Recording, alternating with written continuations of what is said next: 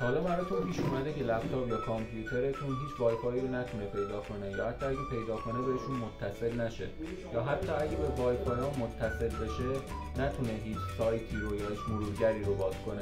امروز میخوام یه روشی بهتون یاد بدم که خیلی راحت بتونید این مشکل رو برطرف کنید. الان میبینید که سیستم من به هیچ وای فای کانکت نمیشه. این همینجور رو این صفحه میمونه و تا آخر همینجور میچرخه. برای رفع این مشکل باید روی لوگوی وای فای کلیک راست کنین و گزینه Open Network and Internet Setting رو انتخاب کنین.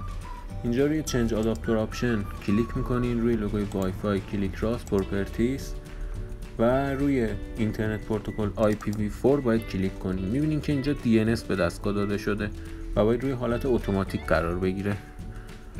اوکی اپلای و الان میبینید که دیگه وای فایتون بدون مشکل به همه مودم ها کانکت میشه و مرورگرا رو بدون مشکل باز میکنه.